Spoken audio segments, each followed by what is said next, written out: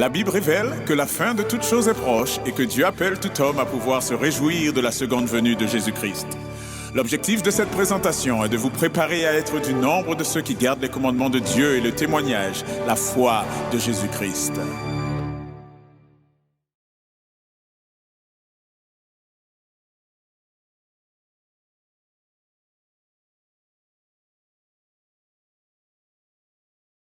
Eh bien, je souhaite à chacun de vous un très bon sabbat.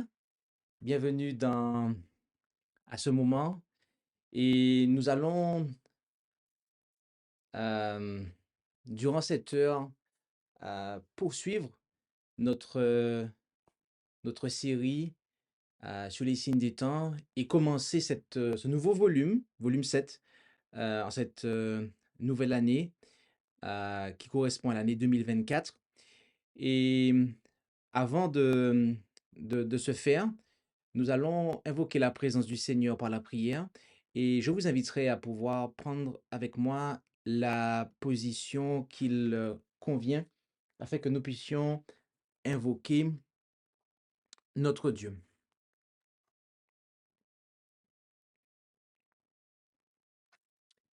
Prions. Notre Dieu, notre Père céleste, nous voulons te remercier pour ce moment que tu nous permets de vivre. Jusqu'à présent, tu nous as accompagnés, tu nous as bénis. Et alors que nous nous apprêtons à considérer ta parole, nous réclamons une fois de plus ta grâce, car nous reconnaissons notre indignité. Et, et en ce sens, et par cela, nous reconnaissons que nous avons besoin de toi. Alors veuille continuer à agir favorablement à notre égard. Veuille disposer nos cœurs, notre intelligence à la bonne compréhension de ta parole afin que nous soyons en mesure de pouvoir être édifiés pour notre salut et nous rapprocher davantage de toi. Bénis chacun d'entre nous, ainsi que ton serviteur qui aura partagé ce message. Et nous t'en prions dans le beau nom de Jésus, Père. Amen.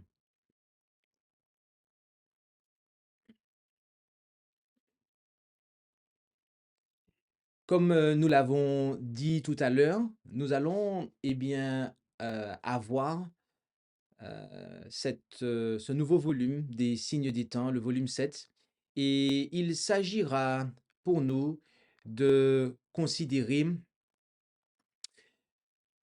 la montée du spiritisme. La montée du spiritisme et le progrès de la loi du dimanche. Alors, le titre complet de cette présentation, et nous l'avons réduit car pour plusieurs raisons, mais le titre complet de cette présentation, c'est Montée du spiritisme aux États-Unis. D'accord? Nous allons tout particulièrement nous intéresser à la montée du spiritisme aux États-Unis et au progrès justement du mouvement en faveur de la loi du dimanche aux États-Unis. D'accord? Et nous allons voir pourquoi nous avons apporté cette précision à l'instant, euh, pourquoi nous considérons cela aux États-Unis particulièrement. Donc, il s'agit de notre première présentation dans le 7e volume des signes des temps. Donc, notre première présentation de l'année 2024. En effet, cela fait 7 ans que nous avons commencé cette série des signes des temps. Et nous allons commencer avec, en lisant la parole de Dieu. Rendons-nous premièrement dans le psaume 146, verset 3, ainsi que le verset 4, où nous lisons « Ne vous fiez pas dans les grands, ni dans aucun fils d'homme, qui ne saurait délivrer. Son souffle s'en va. Il retourne à sa terre. Et en ce jour-là, ses desseins périssent. » Également, en Ecclésiaste 9, verset 10, « Tout ce que ta main trouve à faire, fais-le selon ton pouvoir, car il n'y a ni œuvre, ni pensée, ni science, ni sagesse dans le sépulcre où tu vas. Ces passages de l'Écriture, ces deux passages de l'Écriture nous apprennent que une fois morts, eh bien, les hommes sont inconscients. Ils sont dans un état d'inconscience et ne savent rien de ce qui se passe. Et nous précisons sur terre. D'accord? Ils ne savent rien de ce qui se passe en général, mais nous précisons ici sur terre. Cela est un enseignement de l'écriture, bien aimé. Cela est un enseignement de la parole de Dieu qui, eh bien, devrait être clair pour tous normalement. Cela devrait être clair pour toute personne qui se revendique de Dieu, du christianisme, mais il est impressionnant de voir à quel point il n'en est pas ainsi aujourd'hui. Et tout particulièrement aux États-Unis d'Amérique.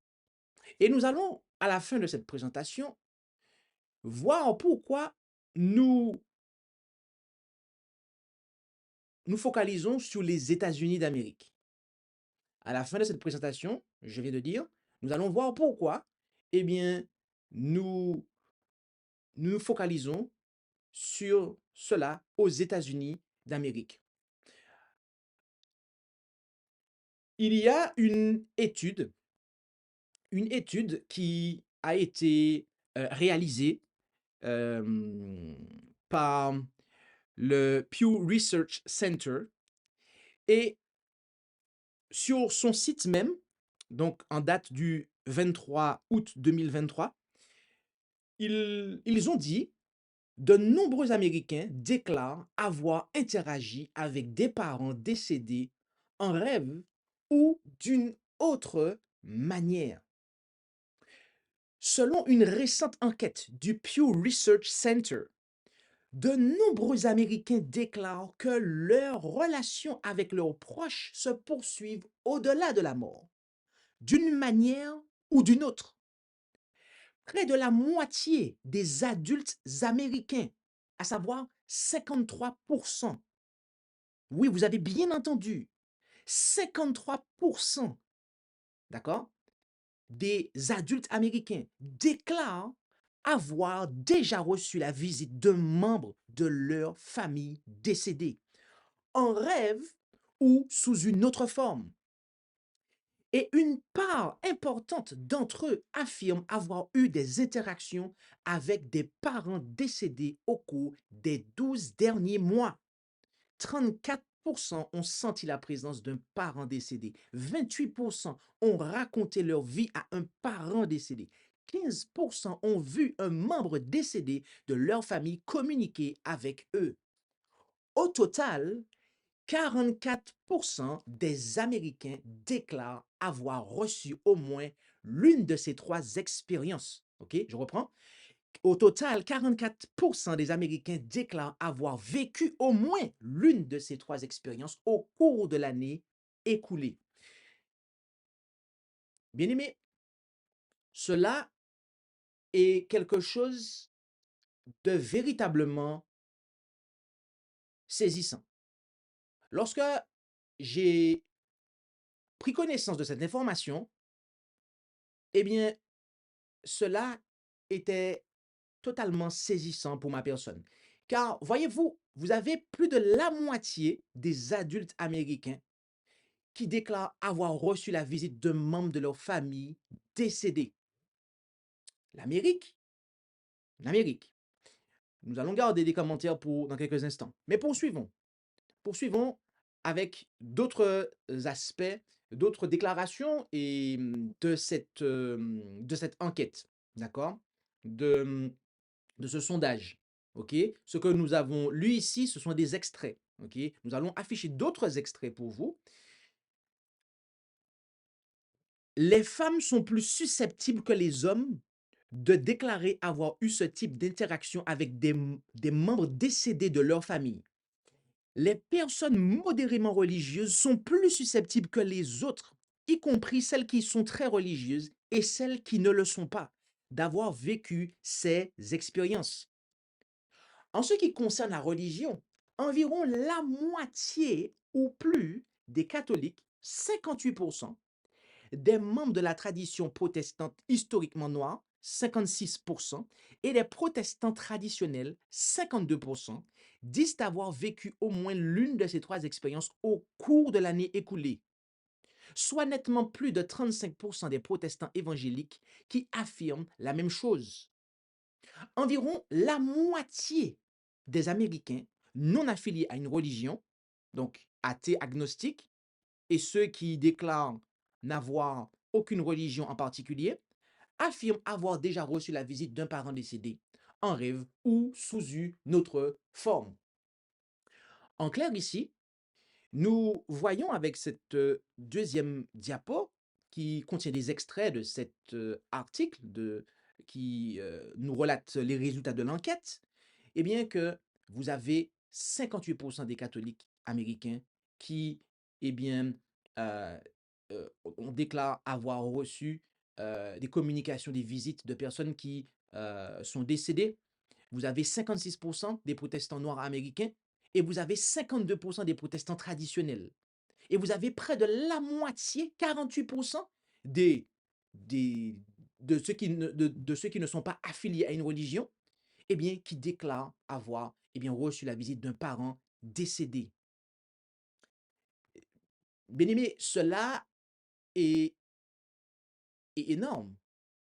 Vous avez la moitié, en résumé, de la population américaine qui, eh bien, est en contact, déclare avoir été en contact avec des personnes décédées.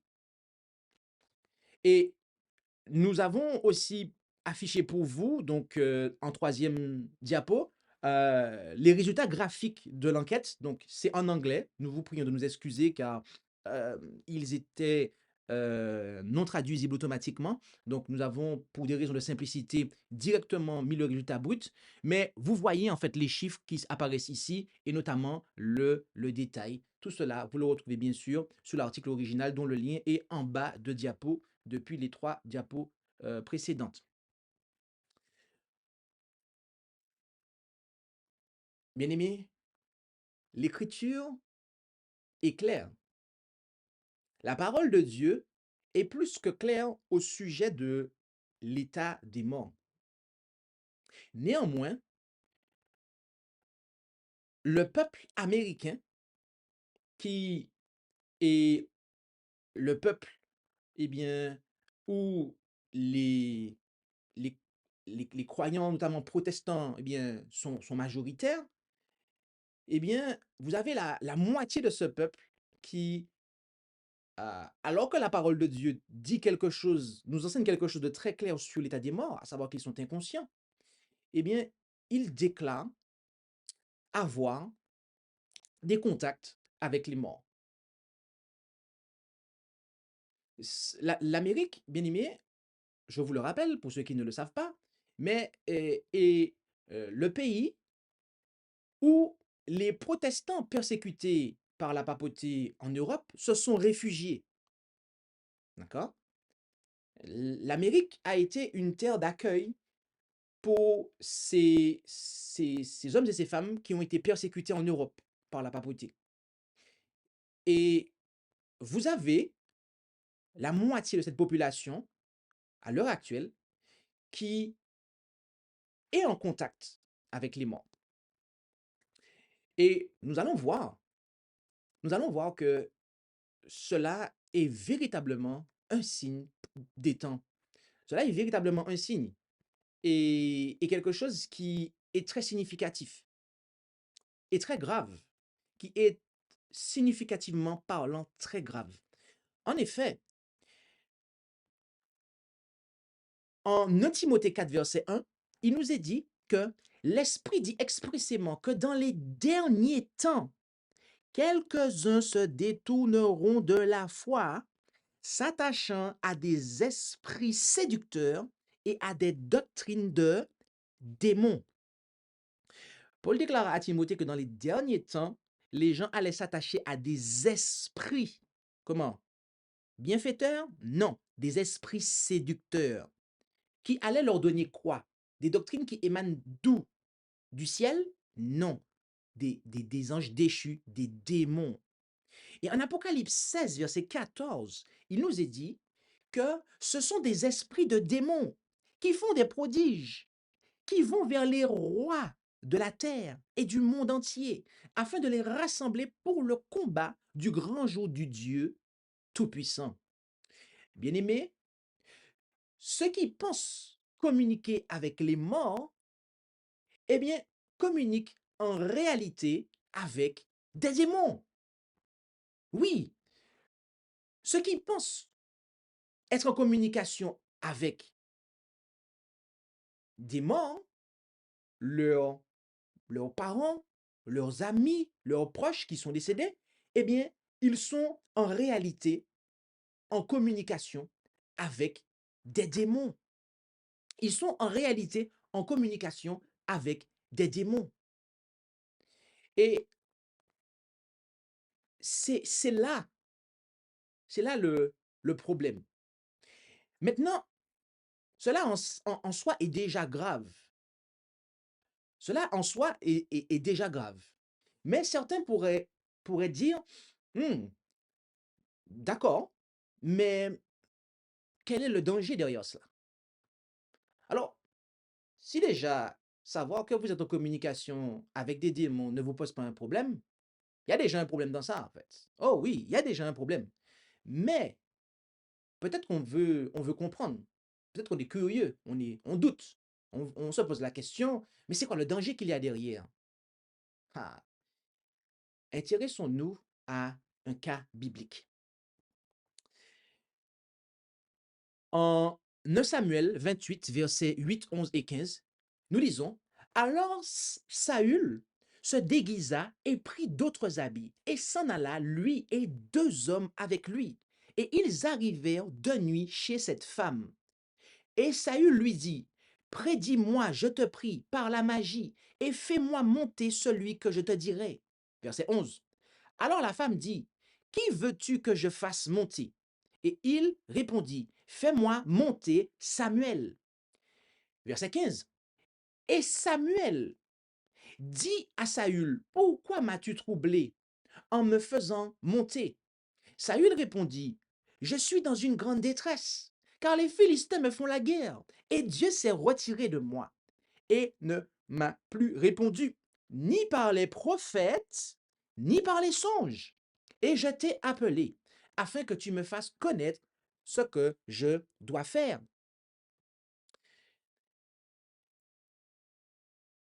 Deuxième passage, 1 Chronique 10, versets 13 et 14.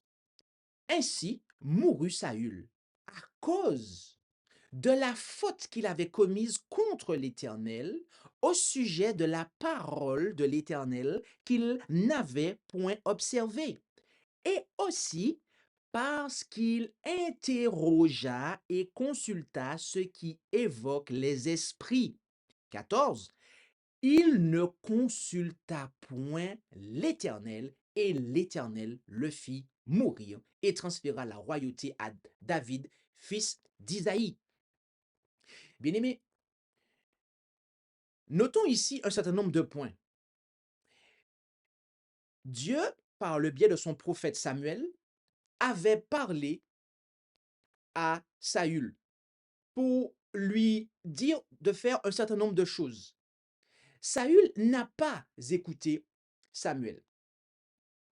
Et ce qui s'est passé, c'est que Samuel mourut. Et à la suite de cela, Saül avait, eh bien, fait interdire la pratique de celles et ceux qui invoquent les morts. Mais il y avait une personne qui était restée, une femme. Et ce même monarque qui avait interdit cela, il est lui-même allé voir cette femme pour lui demander, eh bien, de lui faire monter Samuel. Le texte biblique dit au verset 11, au verset 15, Samuel dit à Saül. Et beaucoup de personnes pensent qu'il s'agissait réellement de Samuel qui était en train de parler à Saül. Beaucoup de personnes pensent, avec le verset 15, parce qu'il est marqué Samuel dit à Saül, que c'est réellement Samuel qui est, d'une manière ou d'une autre, revenu à la vie, ou en tout cas que son esprit a pu communiquer par le biais de cette femme à Saül. Mais lorsque nous étudions le texte, premièrement, il y a deux problèmes. Premièrement, Saül lui-même confesse que Dieu ne lui répond plus par les prophètes. Or, Samuel était prophète. Or, Samuel était prophète. Donc, si Dieu ne lui répond plus par les prophètes, n'était-il pas là, tacitement en train d'avouer en fait que le Samuel qui leur parlait là n'était pas le vrai Samuel? Oui, bien évidemment. Et deuxièmement, une fois que Saül est mort, le rédacteur des Chroniques nous dit qu'il y a deux raisons pour lesquelles Saül est mort. Premièrement, parce qu'il n'a pas écouté la volonté de Dieu, il n'a pas observé, d'accord? Il a commis une faute contre l'Éternel au sujet de la parole de l'Éternel qu'il n'avait point observé. Et deuxièmement, parce qu'il interrogea et consulta ceux qui évoquent les esprits. Et on nous dit, verset 14, il ne consulta point l'Éternel. Donc, le Samuel, là, le soi-disant Samuel, que la femme là, a fait, la sorcière d'Endor, qu'elle a fait monter, c'était pas le prophète Samuel. Parce que si c'était le prophète Samuel, on aurait dit qu'il a consulté l'Éternel par son prophète. Sauf que le texte nous dit qu'il ne consulta point l'Éternel. Donc, c'est que ce n'était pas Samuel. Et comme on l'a vu précédemment tout à l'heure, en Timothée, en Apocalypse 16, eh bien, c'était un démon qui était là. C'était un démon qui a pris la forme, l'apparence de Samuel pour induire Saül en erreur, et l'amener à sa perte. Par le spiritisme, et on peut dire aussi la nécromancie, les démons nous détournent de Dieu, de la parole de Dieu. Oui, notons ça ensemble.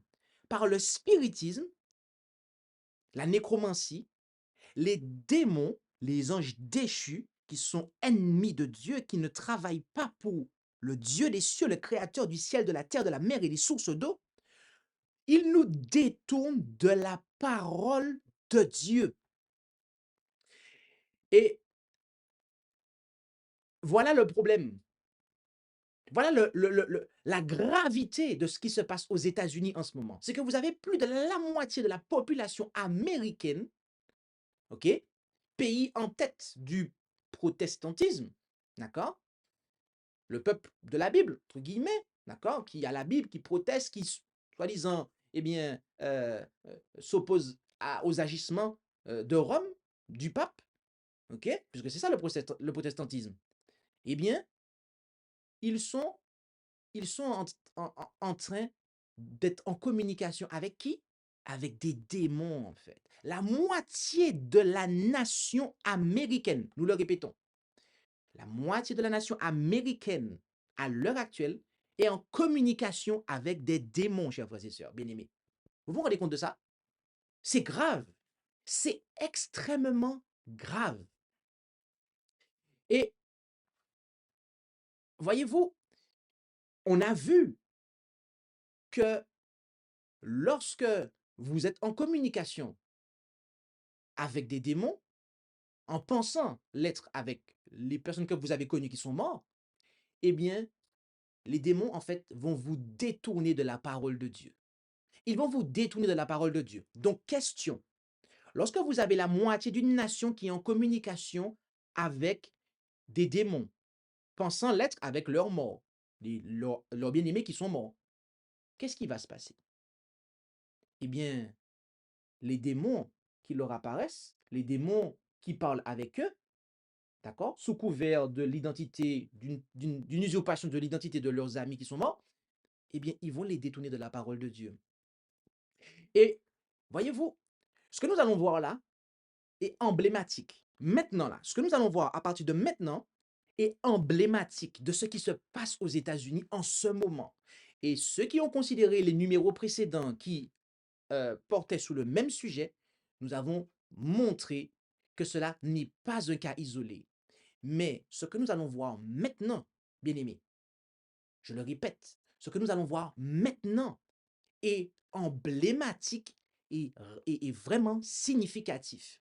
Est-ce que vous connaissez un journal qui s'appelle le Washington Post? C'est un journal qui est, est édité depuis la capitale des États-Unis d'Amérique. C'est un journal qui influence cette nation. C'est un journal d'influence, un journal de premier plan. Et voyez-vous, ce journal-là, ils sont passés, ils ont publié un article et vraiment qui est emblématique et significatif. Cet article vaut d'autres choses que je pourrais vous apporter. Dites-vous que je vais vous présenter juste un seul article, mais il y a une foule d'autres d'articles, d'informations, ok, de liens que je pourrais vous donner pour vous montrer en fait que c'est réellement ça qui se passe aux États-Unis en ce moment. The Washington Post. Pourquoi la renaissance d'une pratique spirituelle vieille de 2600 ans m'a permis d'améliorer ma vie? D'accord? Cet article a été écrit par Michael G. Corrin et qui est en fait un, un auteur, de ce journal qui donne des conseils sur le climat, d'accord? En date du 23 janvier 2024, d'accord? En date du 23 janvier 2024. Donc, nous sommes un an après que nous apprenons que la moitié de la nation américaine, ok, la moitié des Américains, eh bien, communiquent avec des démons, d'accord? Il est dit ici, et lorsqu'il titre pourquoi la renaissance d'une pratique spirituelle vieille de 2600 ans, il parle de quoi? Du jour du repos. D'accord? Il parle ici du sabbat, en fait. Mais de quel sabbat parle-t-il? On verra. Pour beaucoup, il est pratiquement impossible de se réserver une journée entière de repos sans avoir à assumer ses responsabilités professionnelles et familiales. Le décor est planté. Premier extrait. Deuxième extrait, parce que ce ne sont que des extraits, hein. On ne met pas l'article en entier. Depuis des millénaires, les religions considèrent ce repos rituel comme une nécessité spirituelle. Pourtant, des ecclésiastiques affirment aujourd'hui que cette pratique, que ce soit dans un contexte laïque ou religieux, peut contribuer à détourner les sociétés du monde entier d'un changement climatique catastrophique. Selon eux, cette pratique est aussi essentielle pour l'avenir que n'importe quelle technologie d'énergie propre ou n'importe quel véhicule électrique. D'accord? Donc rappelez-vous que ici, cela est écrit dans le Washington Post et que l'auteur lui-même est en train de nous relater la tendance dans le pays duquel il écrit en fait. Il nous dit lui-même que les ecclésiastiques affirment cela. D'accord? Quand je vous disais que je me passerais de vous donner une foule d'articles et d'informations, vous le comprenez maintenant. Vous comprenez maintenant pourquoi. Parce que lui-même, il vous l'a dit, en fait. Un jour de repos commun, au minimum, pourrait ralentir le rythme de la consommation, réduire les émissions ou alléger le fardeau de tant de personnes travaillant des week-ends épuisants. Ça, j'aurais dû le mettre en rouge. OK? Cette première phrase-là, de la troisième citation en bas là. Un jour de repos commun. Notez bien ça. Un jour de repos commun, au minimum, pourrait ralentir le rythme de la consommation, réduire les émissions ou alléger le fardeau de tant de personnes travaillant des week-ends épuisants. Mais ralentir, même pour une journée, pourrait aussi être au cœur d'un changement culturel convaincant. La société d'un mode de vie plus durable n'est pas seulement bon pour la planète, mais aussi pour eux. Donc, il y a deux aspects ici. L'aspect climatique et pour le bien des gens. Donc, c'est deux arguments qui paraissent être vraiment convaincants. C'est bon pour la planète, d'après ce qu'il est dit là, mais c'est aussi bon pour l'homme, nous fait-il comprendre. Poursuivons. Voici comment un sabbat vert, en anglais c'est green Sabbath, d'accord? Donc, autrement dit, littéralement un sabbat vert, mais on pourrait l'entendre aussi par un sabbat écologique, ok? Un sabbat, voilà. Voilà comment un sabbat vert peut être une bonne idée pour notre âme et pour le monde. L'aspiration humaine à un répit hebdomadaire remonte à au moins 2600 ans. Permettez-moi de vous rappeler ici que ce sont des extraits, hein, d'accord? Donc ça a la forme de l'article, mais ce sont des extraits que je mets ici, en fait. Donc chaque paragraphe correspond à un extrait. Ok, je reprends. Le concept apparaît dans le christianisme et l'islam, qui réservent tous deux des jours hebdomadaires au rituel, ainsi que dans les jours Uposatha du bouddhisme et le Roku Sainichi du Japon, entre autres. Troisième extrait là de cette slide. Notez ce qu'il va dire. Le pape François a soutenu la même chose à propos du dimanche chrétien dans son Laudato Si de 2015, une encyclique sur la protection de la nature. Ne pas se reposer n'est pas seulement mauvais pour l'âme, dit-il, c'est mauvais pour la terre. La volonté constante de produire et de consommer toujours plus gaspille non seulement les ressources naturelles, mais nous empêche de traiter le monde vivant et les uns les autres avec dignité et respect. Le sabbat, et là il parle de quel sabbat? Le sabbat du dimanche, le sabbat du premier jour, et non pas le sabbat du septième jour, non pas le sabbat biblique. Le sabbat nous oblige à réfléchir à la manière dont nous passons toutes nos journées. Et là, il va citer Laudato Si, le dimanche, comme le sabbat juif, parce que précédemment, il a dit que le dimanche, c'est le sabbat chrétien, doit être un jour qui guérit nos relations avec Dieu, avec nous-mêmes, avec les autres et avec le monde. Poursuivons. Ce type de repos du travail était autrefois la loi. Il nous parle du passé là, hein? Mais notez que dès le début, il nous dit que ça peut améliorer notre vie. D'accord? Donc, qu'est-ce qu'il va maintenant promotionner là? Dites-moi. Eh bien, vous allez voir. Il va promotionner maintenant, eh bien, le retour des lois dominicales. Les restrictions dominicales étaient autrefois courantes aux États-Unis. Parfois appelées lois bleues, les blue laws, ok, les lois bleues, elles interdisaient tout, de la vente d'alcool à la chasse en passant par l'ouverture des magasins. Destinée en partie à encourager la fréquentation de l'Église le dimanche, la Cour suprême des États-Unis a déclaré en 1884 qu'elle remplissait également une mission sociale vitale en protégeant toutes les personnes de l'avilissement physique et moral qui résulte d'un travail ininterrompu. Cette décision a été réaffirmée par la Cour dans des arrêts rendus dans les années 1960. Le dimanche est un jour à part, a écrit le président de la Cour suprême, Earl Warren, dans l'un de ses arrêts. Donc, notez une chose ici, c'est que la loi du dimanche, ou les lois du dimanche, ok, eh bien, aux États-Unis, elles sont déjà votées, en fait. Elles sont déjà votées. C'est simplement que l'application, eh bien, a été assouplie. Mais elles sont déjà votées. Au fil du temps, Cependant, ce raisonnement est tombé en disgrâce. Et c'est pour ça que ça s'est assoupli. Ce n'est pas seulement dû au déclin de la religiosité en Amérique. La principale motivation est d'ordre économique, écrit la politologue Sarah Ziegler. Avec une concurrence accrue et des gens qui se déplacent 24 heures sur 24, de nombreux commerces ne peuvent pas se permettre de perdre une journée entière de revenus en restant fermés le dimanche. Donc, ça a été assoupli pour des raisons économiques. Oui, parce que rappelez-vous que les États-Unis d'Amérique, c'est une nation capitaliste.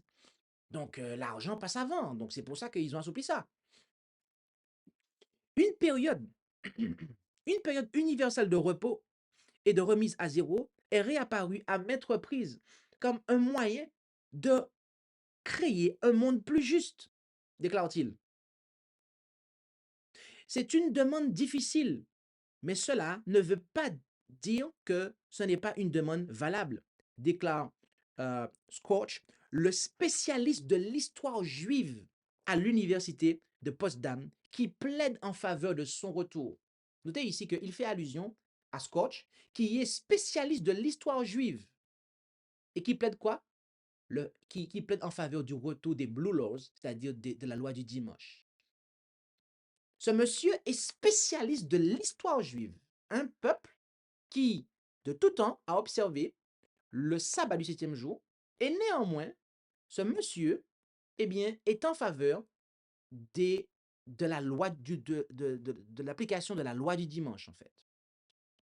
En 2019, Scotch a fondé le projet Green Sabbath pour inciter un mouvement de masse à observer un jour de repos hebdomadaire pour les laïcs et les religieux. OK? Il calcule que l'effet immédiat sur des millions de personnes pourrait réduire les émissions d'au moins un jour par semaine, sans nouvelles technologies ni dépenses. Donc, notez ce que cet homme déclare, que si un jour par semaine, on observe un sabbat, et en l'occurrence ici, le sabbat du premier jour de la semaine, ok? Eh bien, à ce moment-là, on n'a pas besoin, cela va réduire les émissions et on n'aura pas besoin de nouvelles technologies, de dépenser quoi que ce soit, en fait. Autrement dit, l'observation d'un sabbat global paraît être la solution contre le réchauffement climatique.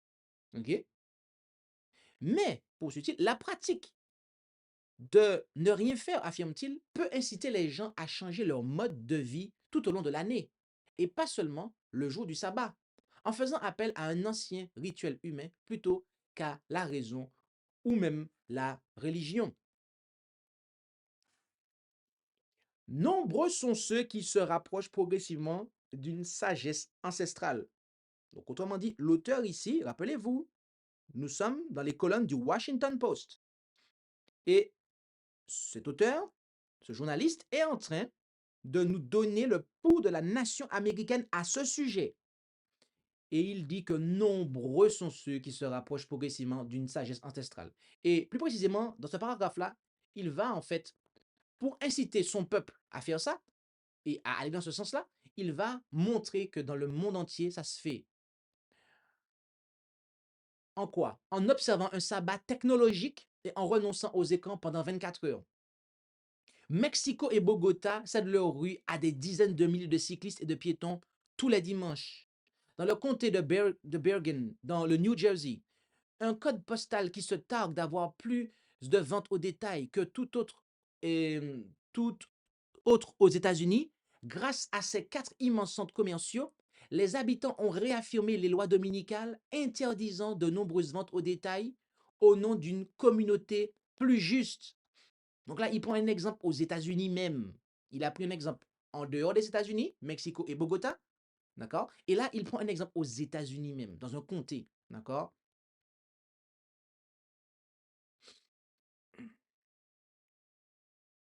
Ah. Scotch espère maintenant trouver d'autres communautés désireuses d'entreprendre ensemble cette expérience radicale. En fin de compte, en tant que société, Nous devrons avoir des pratiques écologiques, déclare-t-il. Il ne suffit pas d'imposer des lois. Résolvons le changement climatique par des solutions technocratiques et des politiques ou par de nouvelles approches culturelles, voire spirituelles. L'un sans l'autre ne suffira pas. Bien aimé, voilà ce qu'il en est bien, aux États-Unis d'Amérique en rapport avec la loi de Dieu. Voilà comment les Américains sont en train de se positionner tout doucement par rapport au sabbat du quatrième commandement.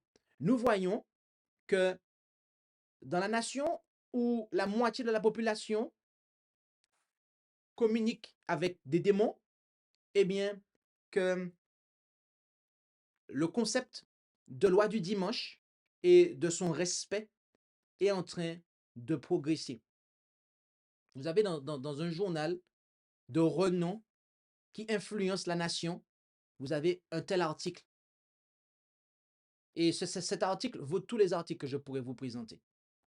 Et nous vous invitons, si ce n'est pas déjà le cas, à voir les numéros précédents durant ces 7 dernières années, durant les 6 précédentes années très précisément, où nous avons traité du sujet du sabbat, où le thème était le sabbat, la loi du dimanche, etc., et notamment le climat, pour vous montrer que cela est véritablement devenu un sujet de politique majeure.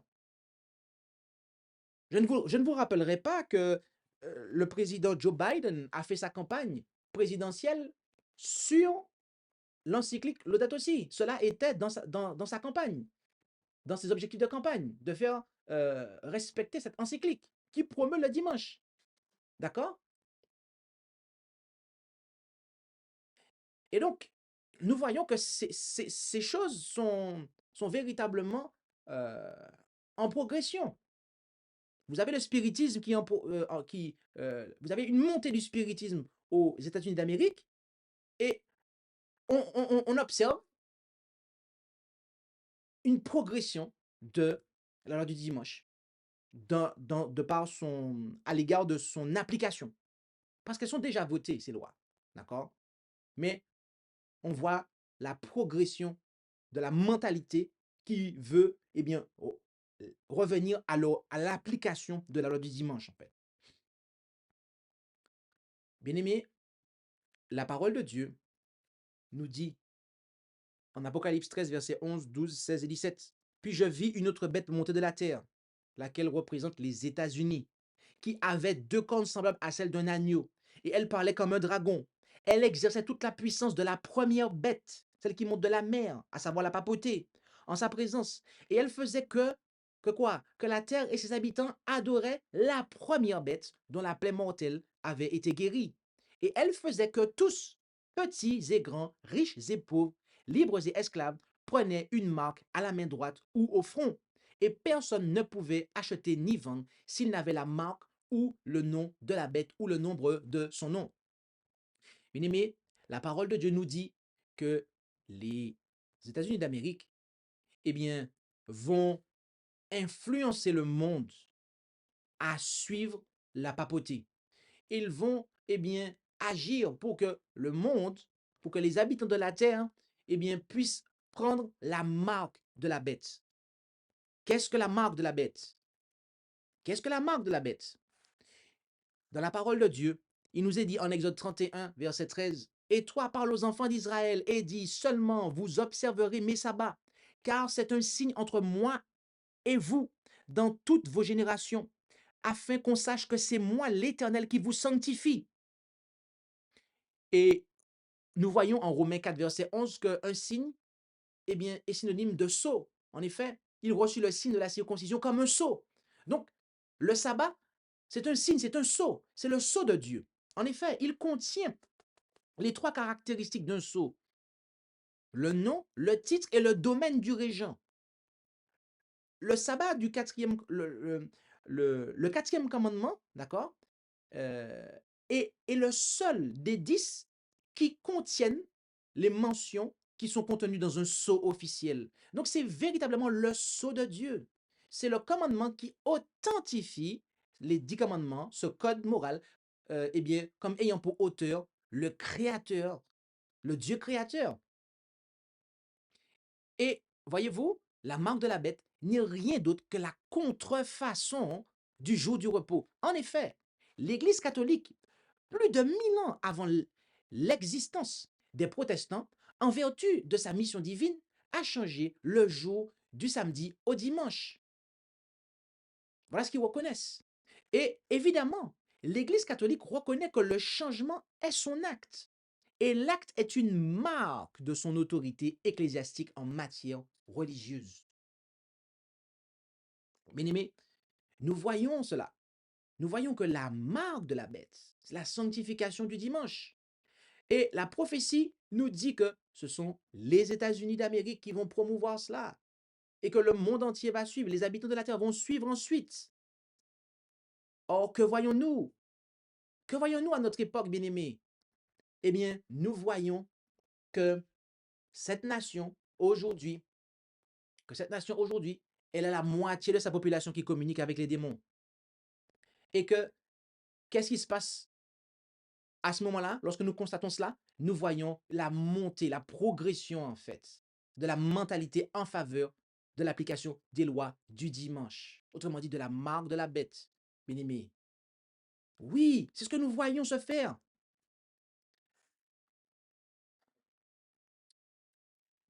Ésaïe 8, versets 18 à 20. Me voici, moi et les enfants que l'Éternel m'a donnés. Là, c'est Jésus, en fait. Là, c'est Jésus. Là, c'est Jésus. Me voici, moi et les enfants que l'Éternel m'a donnés. C'est pour ça qu'il est appelé Père éternel. Non pas qu'il est Dieu le Père, mais c'est que Dieu nous a confiés à lui. Et donc, en ce sens, il est un Père pour nous. Me voici, moi et les enfants que l'Éternel m'a donnés. Nous sommes des signes et des présages en Israël, de la part de l'Éternel des armées qui habite en la montagne de Sion. Et il dit après, et si l'on vous dit, consultez les évocateurs d'esprit et les devins, ceux qui chuchotent et qui murmurent, dites, un peuple n'ira-t-il pas vers son Dieu pour les vivants? S'adressera-t-il aux morts? À la loi et au témoignage. Et si le peuple ne parle pas ainsi, point d'aurore pour lui. Bien-aimé, voilà un texte de conclusion, un texte biblique pour notre conclusion. Comme nous l'avons dit tout à l'heure, par le spiritisme, la nécromancie, les démons conduisent à désobéir à la loi de Dieu. La parole de Dieu, Jésus-Christ, demande à son peuple, eh bien, de ne pas communiquer avec, de ne pas chercher à entrer en contact avec les morts, car en définitive, on ne va pas recevoir de messages venant de Dieu, mais des messages venant de l'adversaire de Dieu, le diable et de son royaume à lui. Et ce qui va se passer, et Ésaïe 8, verset 18 à 20 est très clair sur ça, c'est que lorsqu'on va consulter les morts, soi-disant, on pense que c'est des bien-aimés qui sont morts, mais en définitive, on sait que ce sont eh bien, des démons, eh bien, juste après, on est conduit à ne pas respecter la loi de Dieu, en fait. Et il n'y aura pas d'aurore pour nous. Tout comme pour Saül, tout comme il n'y a pas eu de salut pour Saül lorsqu'il a fait cela, en fait, il n'y aura pas non plus de salut pour nous. Non, il n'y aura pas non plus de salut pour nous, en fait. Parce que, eh bien, nous aurons été séduits, nous aurons été conduits à désobéir, à transgresser la loi de Dieu. Et c'est ce qui se passe aux États-Unis en ce moment, bien-aimés. C'est ce qui se passe aux États-Unis en ce moment. On le voit, nous voyons cela s'accomplir sous nos yeux. Et cela va aller en progressant. Cela va aller en progressant, bien-aimés.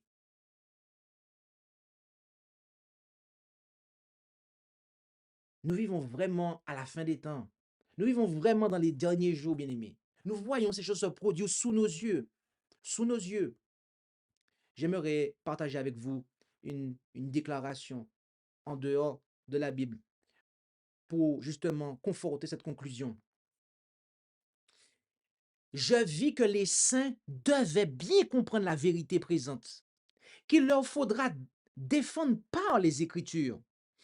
Ils doivent connaître l'état des morts, car les esprits des démons leur apparaîtront, prétendant être leurs parents ou leurs amis. Ils leur affirmeront que le sabbat a été changé et leur présenteront d'autres doctrines contraires à l'Écriture. Ils feront l'impossible pour gagner leur sympathie. Ils opéreront des miracles en leur présence pour confirmer leurs déclarations. Les enfants de Dieu doivent se préparer à résister à ces esprits maléfiques, Bible en main, qu'ils comprennent que les morts ne savent rien et que ces esprits qui leur apparaissent ne sont autres que des esprits de démons. Nous ne devons pas nous laisser distraire par ce qui nous entoure, mais être occupés par la vérité présente, afin de pouvoir donner des raisons de notre foi. Il nous faut la sagesse d'en haut pour triompher de l'erreur et des séductions du diable. Bien-aimés, voilà ce que nous devons retenir. Véritablement, il y a un lien, comme nous le disons depuis tout à l'heure, il y a un lien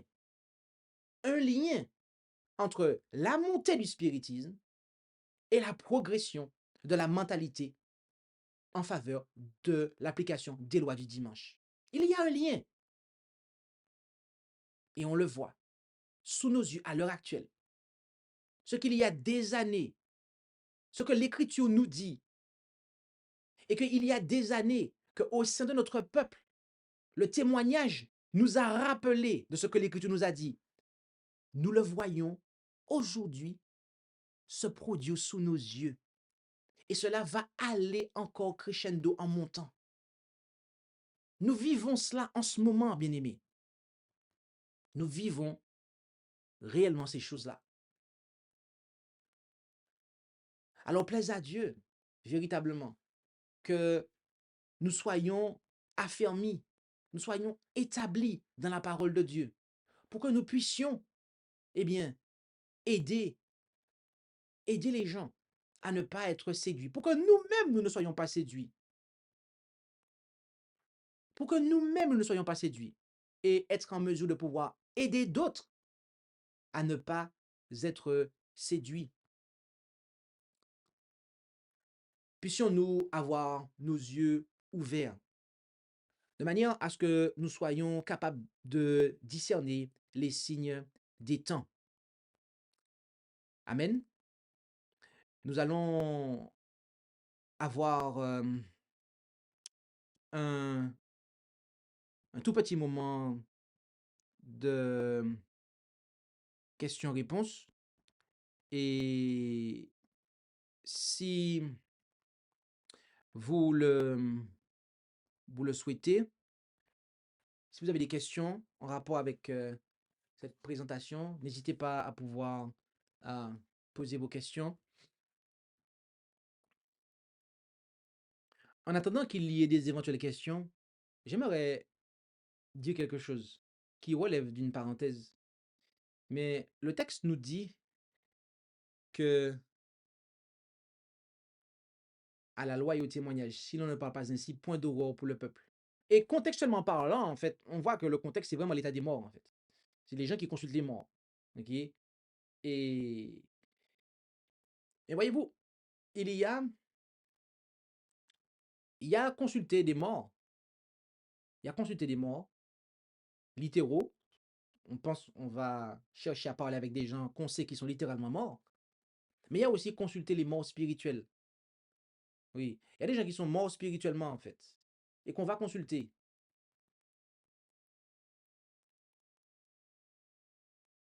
Et ça, les conséquences de ça après, eh bien, c'est qu'on est détourné de la volonté de Dieu, en fait. Donc, lorsqu'on nous détourne de la volonté de Dieu, de faire la volonté de Dieu, lorsqu'on quelqu'un nous conduit dans la désobéissance, Cette personne, elle est morte spirituellement, en fait. Elle est morte. Et on a consulté un mort. On pensait que la personne était vivante, mais elle est morte spirituellement. Donc, ça aussi, c'est une application. C'est une application. Mais je la mets au rang de parenthèse. D'accord? Mais c'est une application aussi que l'on peut faire. OK? Est-ce que nous avons des questions? Car nous devons être prompts. Donc, nous vous invitons à être prompts. Si vous avez des questions en rapport avec cette présentation.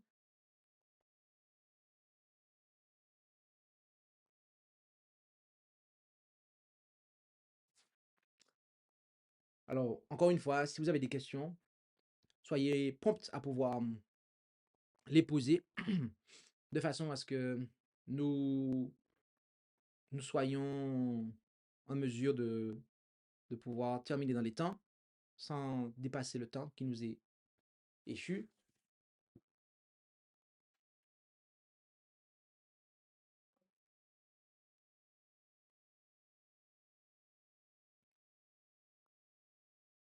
Il n'y a pas de questions. Ça veut dire que le sujet a été présenté d'une façon très claire.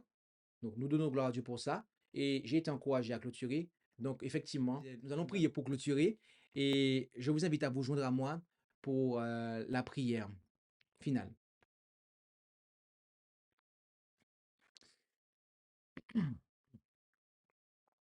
Prions.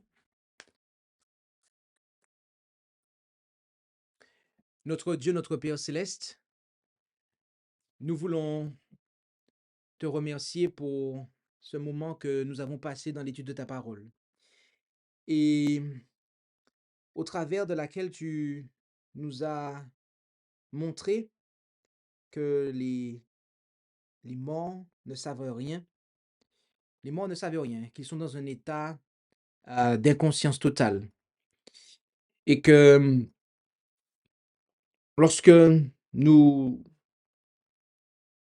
tentons d'établir un contact avec eux, eh bien, c'est en définitive avec des démons que nous sommes en contact, lesquels vont nous détourner de ta volonté et nous conduire à désobéir à ta loi. Et nous voyons que c'est des choses qui sont en cours en ce moment même. Nous voyons que à l'heure actuelle, eh bien, dans la nation qui était censée, eh bien, porter ta parole et protéger ceux qui étaient défenseurs de ta parole, eh bien qu'en réalité, euh, il y a ce spiritisme qui est montant et qu'en même temps, nous voyons les progrès euh, que fait que fait la mentalité de l'application des lois du dimanche. Et nous savons que cela s'amplifiera encore. Alors, Père Céleste, aide-nous à pouvoir être enracinés profondément dans ta parole, afin que nous puissions, eh bien, nous-mêmes être fermement établis et être en mesure de ne pas être séduits et aussi aider celles et ceux qui ne sont pas enracinés dans ta vérité, dans la vérité présente. Bénis chacun d'entre nous, Père Céleste. Et ce sont là les grâces que nous te demandons, honorés par les mérites de Jésus. Amen. Merci d'avoir écouté cette présentation avec intérêt. Pour plus d'informations, consultez notre site internet lereste.org et suivez-nous sur Facebook ainsi que sur YouTube à @lereste. Vous pouvez aussi nous contacter par email à info@lereste.org ou par téléphone au +33 6 12 60 13 69.